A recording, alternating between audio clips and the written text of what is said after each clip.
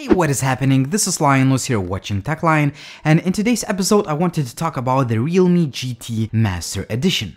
I have this model with protein or vegan leather finish, which is nice to the touch, and it's also a quite unique design solution. In addition to this, the device has pretty good specifications, a massive battery with fast charging, and other features.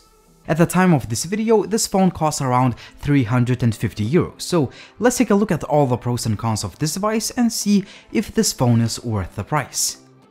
First, let's take a look at what's inside the box.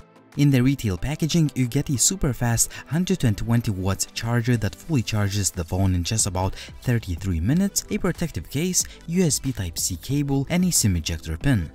I have a Voyager edition of the phone which has this unique design. The backplate of the phone uses a concave vegan leather design which reminds of a suitcase. I think that idea behind the design is great. The phone gives you good vibes of traveling and exploring the world, and that soon we will get back to normal. This vegan leather finish is nice to the touch, the phone is comfortable to hold in the hand, and the overall build quality of the device is great. I found this 6.43-inch screen to be bright enough even under direct sunlight. Also, its 120Hz refresh rate makes the phone feel fast, and overall, this is a very nice AMOLED panel by Samsung. On the top left corner, you can find a beefy 32-megapixel shooter. I also found the in-display fingerprint scanner to be very fast and accurate. As for optics, we have a triple camera system with a 64-megapixel shooter at the core, 8-megapixels ultra-wide, and 2-megapixels macro camera.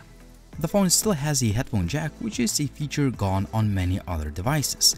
A few shortcomings include the lack of the micro SD card slot, the phone lacks any water resistance rating, and there is only one speaker on the bottom of the phone, which is pretty good, but it can't compete with dual speaker systems.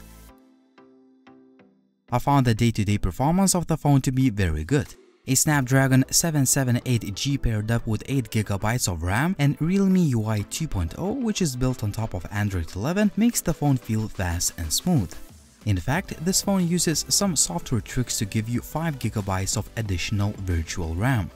The UI itself is a nice balance between stock Android and extra features and customization options. For instance, you can change the icon style, app layout, fingerprint animation, use all sorts of gestures, and so on. I found gaming performance to be very good too. Games like PUBG, Asphalt Extreme, or Call of Duty run fine even on the highest graphics, which shows that you don't always need to pay a flagship phone price to be able to play graphically intensive games. Daylight image quality is very good, especially if you use the main camera. The images tend to have a lot of detail and sharpness, even though some of the shots have oversaturated colors. The wide-angle lens can also take nice-looking shots, but the pictures have less detail and sharpness, especially in the corners. Even though the camera does not have optical zoom lens, you can take quite nice-looking 2x zoom photos. The camera app also gives you 5x zoom option, but the quality does not really impress. Most of the portraits look nice with good edge detection and quite accurate skin tones. Despite a few artifacts in some of the shots, portrait selfies usually come out really nice. I took a few macro shots with a 2-megapixels camera that are usable, but they could definitely have more detail. In low light, the wide-angle camera does not really impress, but the main lens can take really nice looking pictures thanks to the night mode. Low-light selfie portraits look very soft, but if you switch to the regular auto mode, you can take nice night selfies too. 4K 30fps video quality is just about average. I like that the footage is quite stable and smooth, but the video could be sharper and more detailed. 1080p 30 and 60fps video looks quite nice and smooth. You can also record decent looking slow motion or use a dual video mode that utilizes both back and front cameras.